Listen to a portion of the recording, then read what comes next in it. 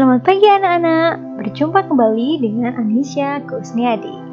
Pada pembelajaran hari ini kita akan melanjutkan pembelajaran yang kemarin ya. Masih di tema 1, organ gerak hewan dan manusia. Pada subtema 1, organ gerak hewan, pembelajaran kedua. Dengan muatan SPDP KD 3.1 dan 4.1 serta muatan PPKN KD 3.1 dan 4.1. Mari kita belajar untuk hari ini. Bismillahirrahmanirrahim. Assalamualaikum warahmatullahi wabarakatuh. Selamat pagi semuanya. Hari ini kita akan belajar tentang gambar cerita dan nilai-nilai sila Pancasila.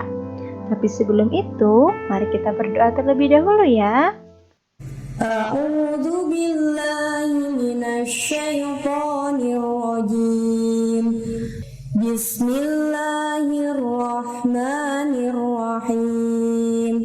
Raditu billahi rabba wa bil islami dina wa bi Muhammadin nabiyyan wa rasulah. Rabbi zidni ilma warzuqni fahma. Allahumma anfa'na bima 'allamtana wa 'allimna ma yanfa'una warzuqna 'uluman tanfa'una. Amin ya rabbal alamin. Baiklah anak-anak, setelah kita berdoa, semoga kalian lebih siap untuk belajar untuk hari ini ya. Dan tak lupa, semoga pembelajaran kita hari ini membawa manfaat bagi kita semuanya. Mari kita mulai. Tahukah kamu? Nah, kalian pasti pernah membaca buku cerita rakyat Nusantara, bukan? Buku cerita Nusantara ini biasanya berisi gambar cerita. Itulah yang akan kita pelajari pada hari ini. Gambar cerita. Gambar cerita merupakan sebuah serangkaian gambar atau urutan gambar yang saling berhubungan dan membentuk sebuah cerita. Contoh gambar cerita adalah gambar ilustrasi. Fungsi gambar ilustrasi ini adalah untuk memperjelas, memperkuat, memperindah, memperkaya, atau menerangkan sebuah cerita sehingga mudah dipahami. Gambar ilustrasi membuat cerita dalam buku tentu menjadi lebih menarik dan lebih mudah untuk kalian pahami isi dari cerita tersebut. Gambar ilustrasi dapat berupa gambar foto ataupun berupa gambar tangan. Gambar tangan biasanya menggunakan alat dan media gambar atau aplikasi penyuntingan gambar pada komputer. Kalian perhatikan perbedaan gambar foto dan gambar tangan tersebut. Lalu, apa saja ya langkah-langkah untuk membuat gambar ilustrasi?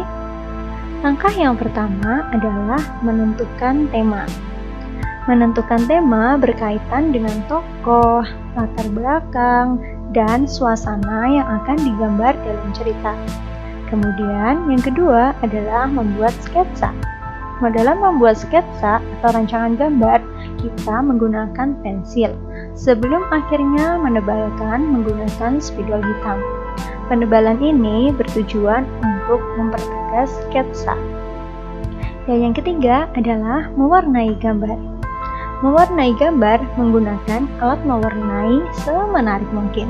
Kalian dapat menggunakan pensil warna, cat air, krayon, atau spidol untuk mewarnai gambar. Gambar ilustrasi memiliki jenis yang sangat beragam. Antara lain adalah sebagai berikut. Pertama adalah gambar realis. Gambar realis merupakan gambar yang dibuat sesuai dengan kenyataan dan bentuk yang sebenarnya. Gambar realis dibuat sama dengan objek aslinya. seperti pada gambar tersebut. Pada gambar tersebut menggambarkan tentang sebuah bunga mawar. Bunga mawar memiliki beraneka warna. Yang kedua adalah karikatur. Karikatur merupakan gambar yang dilebih-lebihkan proporsinya atau ukurannya, sehingga tidak sama dengan objek aslinya. Ada perubahan bentuk pada setiap karakter karikatur. Bentuk gambarnya seringkali terlihat unik dan lucu, seperti pada contoh berikut ini. Gambar karikatur tersebut memiliki ukuran kepala manusia yang lebih besar dari ukuran yang seharusnya. Inilah yang disebut dengan gambar karikatur. Gambar yang ketiga adalah kartun. Kartun merupakan gambar ilustrasi yang mengandung humor.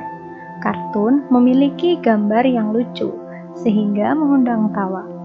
Kartun memiliki tokoh yang beragam, seperti manusia, hewan, ataupun tumbuhan.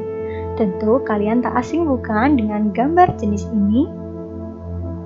Gambar yang keempat adalah gambar dekoratif. Gambar dekoratif merupakan gambar ilustrasi yang dibuat dengan tujuan untuk menggambar bentuk benda menjadi lebih indah. Gambar dekoratif biasanya memiliki motif-motif yang indah. Gambar dekoratif ini banyak dijumpai pada kain batik, kain songket, kain tenun, relief, dan candi.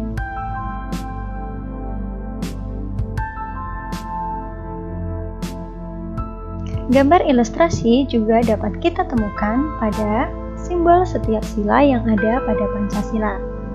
Seperti yang kita tahu, Pancasila artinya adalah 5 dasar yang menjadi dasar dalam penyelenggaraan negara kita. Tentu kalian masih ingat ya, sila pertama adalah ketuhanan yang Maha Esa dengan lambang adalah bintang. Sila yang kedua, kemanusiaan yang adil dan beradab, yang disimbolkan dengan gambar rantai emas.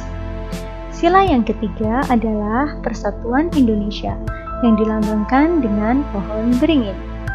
Sila keempat, kerakyatan yang dipimpin oleh hikmat kebijaksanaan dalam permusyawaratan perwakilan yang digambarkan dengan kepala banteng. Dan sila yang terakhir adalah sila yang berlambangkan dengan padi dan kapas, yaitu keadilan sosial bagi seluruh rakyat Indonesia. Pancasila adalah dasar negara Indonesia. Sebagai dasar negara, Pancasila menjadi pedoman sikap dan perilaku bangsa kita dalam kehidupan sehari-hari. Tentu kita harus bersikap dan berperilaku sesuai dengan nilai-nilai luhur Pancasila. Setiap sila dalam Pancasila memiliki nilai luhur yang berbeda-beda dengan sila lainnya. Mari kita kupas satu persatu. Untuk sila yang pertama, ketuhanan yang Maha Esa. Nilai luhur yang terdapat pada sila pertama Pancasila adalah nilai ketuhanan. Sila pertama ini memiliki nilai bahwa Indonesia mengakui adanya Tuhan sebagai pencipta alam semesta. Kita harus saling menghormati antar umat beragama yang ada di Indonesia. Kita juga memiliki kebebasan untuk memeluk satu agama serta menjalankan ibadah sesuai agama dan kepercayaan masing-masing. Sila yang kedua, kemanusiaan yang adil dan beradab. Nilai luhur yang terdapat pada sila kedua ini adalah nilai kemanusiaan. Setiap manusia mengakui persamaan derajat antar sesamanya, sehingga setiap warga negara memiliki hak dan kewajiban yang sama. Kita harus saling menghargai sebagai sesama manusia, karena manusia adalah makhluk sosial. Sila yang ketiga adalah persatuan Indonesia. Nilai dari sila ketiga ini adalah nilai persatuan. Bangsa Indonesia yang terdiri atas beragam suku, bangsa, budaya, dan agama harus saling menghormati dan bersatu agar tercipta persatuan dan kesatuan bangsa. Kita juga harus memiliki rasa cinta terhadap tanah air. Sila yang keempat, kerakyatan yang dipimpin oleh hikmat kebijaksanaan dalam permusyawaratan perwakilan. Nilai yang ada pada sila ini adalah nilai kerakyatan. Bangsa Indonesia menjunjung tinggi musyawarah untuk menyelesaikan masalah bersama. Musyawarah dilakukan dengan semangat kekeluargaan untuk menghasilkan keputusan bersama. Inilah yang dimaksud dengan musyawarah untuk mufakat. Perbedaan pendapat yang ada dalam musyawarah adalah sesuatu yang wajar dan harus kita hormati. Sila yang kelima adalah kemanusiaan yang adil dan beradab. Nilai luhur yang ada pada sila kelima adalah nilai keadilan sosial. Setiap orang memiliki hak dan kewajiban. Di dalam kewajiban kita ada hak orang lain. Keadilan dapat tercapai jika hak dan kewajiban dilaksanakan dengan seimbang. Selain itu, dalam sila kelima ini mengharapkan agar masyarakat Indonesia tidak melakukan perbuatan yang dapat merugikan kepentingan umum serta menghargai kerja keras orang lain. Baiklah anak-anak, itulah tadi materi pembelajaran kita pada hari ini. Sebelum kita mengakhiri pembelajaran untuk hari ini, jangan lupa kerjakan tugas kalian ya. Selamat belajar dan jaga kesehatan kalian selama di rumah aja. Terima kasih atas pembelajaran pada hari ini. Sampai jumpa pada pembelajaran esok hari. Wassalamualaikum warahmatullahi wabarakatuh.